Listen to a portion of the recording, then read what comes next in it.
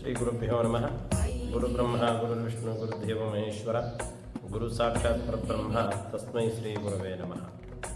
ವಿಶೇಷವಾಗಿ ನಮ್ಮ ನಿತ್ಯ ಜೀವನದಲ್ಲಿ ಬರ್ತಕ್ಕಂಥ ಅನೇಕ ಒಂದಿಷ್ಟು ಗ್ರಹಗಳ ಪೀಡಾ ಪರಿಹಾರಾರ್ಥವಾಗಿ ಆ ದೇವರಿಗೆ ವಿಶೇಷವಾದಂತಹ ಪೂಜೆಗಳನ್ನು ಹಾಗೂ ಅಭಿಷೇಕಾದಿಗಳನ್ನು ಕುಂಕುಮಾರ್ಚನೆಗಳನ್ನು ಮಾಡಿಸುವುದರಿಂದ ಆ ಒಂದು ದೋಷದಿಂದ ನಿವಾರಣೆಯಾಗಿ ನಾವು ಮಾಡುವಂತಹ ಕೆಲಸ ಕಾರ್ಯಕ್ಕೆ ಒಳ್ಳೆಯ ರೀತಿಯಾದಂಥ ಶುಭ ಫಲವನ್ನು ಪಡೆಯಬಹುದು.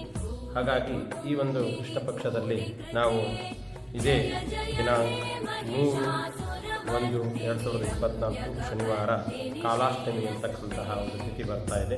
ಕಾಲಾಷ್ಟಮಿ ದಿನ ವಿಶೇಷವಾಗಿ ದುರ್ಗಾ ದೇವಸ್ಥಾನದಲ್ಲಿ ಪೂಜೆಯನ್ನು ಮಾಡಿಸುವುದರಿಂದ ಅವತ್ತು ಪಂಚಾಮೃತ ಸೇವೆ ಅಥವಾ ದುರ್ಗಾದೇವಿ ದೇವಸ್ಥಾನದಲ್ಲಿ ಕುಂಕುಮಾರ್ಚನೆ ಸೇವೆ ಮಾಡಿಸುವುದರಿಂದ ವಿಶೇಷವಾದಂತಹ ದೇವಿ ಆರಾಧನೆಗೆ ಅಷ್ಟಮಿ ತಿಥಿ ಬಹಳ ಮುಖ್ಯ ಇರುತ್ತದೆ.